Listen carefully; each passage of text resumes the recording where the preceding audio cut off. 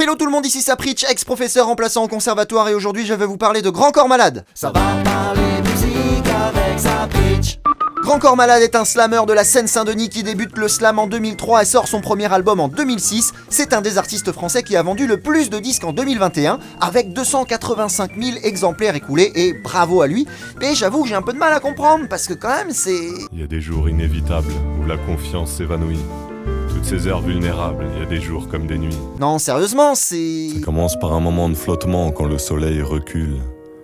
Un parfum d'hésitation qu'on appelle le crépuscule. Ben c'est hyper triste quoi, pardon de le dire, mais parmi nous il y en a 285 000 qui sont non seulement pas très en forme, mais qu'en redemandent en plus. On se tape le Covid, les confinements, un gouvernement de merde, et vous bah... Et à l'inverse, il n'y a rien qui ne me fasse plus de peine qu'imaginer leur visage au moment où ils ont appris que mes 20 ans seraient cruels, que mon avenir s'annonçait terne. Attention, ça va faire doublon avec le Xanax, vous allez faire une surdose et vous allez revoter Macron. Je sais pas moi, écoutez des trucs joyeux, écoutez de la K-pop. Bon ok, ça risque de vous rendre un peu con, mais au moins vous aurez l'air heureux quand vous irez bosser. Grand Corps Malade, quand il a eu son deuxième enfant, il a fait une chanson pour exprimer sa joie. Tu peux déjà rire, chanter et bavarder. On ne peut pas s'empêcher de te regarder. Là, il est au top du bonheur, tu sais, le mec, son super pouvoir, c'est de tout changer en spleen. Son nom de super-héros, c'est Mélancolium. Avec un train, il te fout le bourdon pendant 3 jours. Je crois que les histoires d'amour, c'est comme les voyages en train. Et ça, c'est son autre pouvoir, comparator. Il peut comparer tout à n'importe quoi pour te faire cogiter pendant des plombes. Et attention, hein, parce que la réflexion, c'est pas fait pour tout le monde. Vaut mieux être en forme. Sur un moment de déprime, tu pourrais te dire que oui, l'amour, c'est comme les voyages en train. Ça coûte cher, c'est pas très bien entretenu parce que les mecs sont pas qualifiés, t'es jamais sûr d'arriver au bout, et en plus, il y a un paquet de trains sur la même ligne qui attendent de te passer devant. Vous aimez souffrir, en fait. On vit dans un labyrinthe et il y a des pièges à chaque virage. Mais non, mais moi, si j'écoute des trucs comme ça, je sors plus jamais dehors. Déjà, j'ai tellement peur des gens que j'ai du mal à commander des pizzas. En plus, je suis capable de me perdre dans mon propre salon. Je vais pas rentrer dans un labyrinthe bourré de pièges pour aller faire les courses. Moi, c'est réglé. Si j'écoute Grand Corps Malade, c'est position fétale sur le canapé et j'attends que mon t-shirt fasse des bouloches de nombril pour les manger. Est-ce que c'est grave, docteur, tous ces bruits dans mon esprit? Après, si c'est votre délire de rajouter du beurre de chagrin sur une tartine de peine, autant y aller à fond, hein. Écoutez Mano Solo tant qu'à faire. Au balcon de mon 2 pièces, je fume en hiver, en crachant de bons vieux glaires, comme j'aurais craché le noir de ma nuit.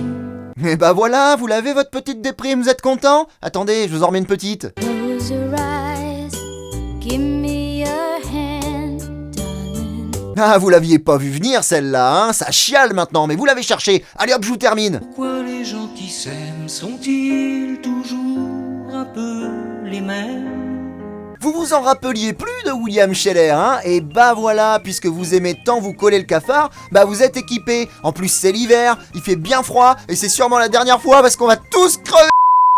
Pardon, je suis désolé, mais moi je peux pas écouter ce genre de truc, la musique ça me touche au plus profond, et si j'écoute Grand Corps Malade, je fais plus rien, je sombre. Après, je comprends bien, la souffrance, ça fait partie de la vie, il y a même des mecs, c'est leur fond de commerce. Ma vie est banale, poteau, comme un suicide au mois de décembre, l'esprit obscurci par cette drogue, tous insomniaque dépressif, je m'écrase sur cette scène comme un bateau sur les récifs. Mais ouais, le mec s'appelle carrément Souffrance et il raconte que des trucs hyper tristes en permanence, mais qu'est-ce qu'ils ont tous? Je veux dire, c'est pas parce qu'on est en train de déraper du haut du plongeoir qu'on est obligé de tirer tout le monde avec soi. Tenez, en parlant de plongeoir, le petit bonhomme en mousse de Patrick Sébastien, bah c'est l'histoire d'un type qui tombe de haut mais qu'embarque personne dans sa chute. Il assume, c'est une chanson sur l'échec, certes, mais un échec joyeux, une loose magnifique. Alors on va se quitter là-dessus, sur le petit bonhomme en mousse, et vous allez me faire le plaisir de sourire un peu parce que... Oh non, non, non, non, non, Mélancolium, non!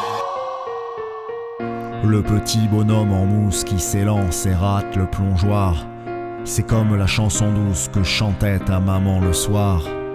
La petite marionnette qui s'étale et qui s'entête. C'est l'enfance qui revient le soir où t'as du chagrin. Quand ta vie se traîne, quand t'as de la peine, quand personne t'aime, que t'as des problèmes, quand la vie est dure. Plus d'une aventure, rien que des blessures. Vilaine figure, ne pleure pas, ne t'en fais pas. Regarde-moi et n'oublie pas.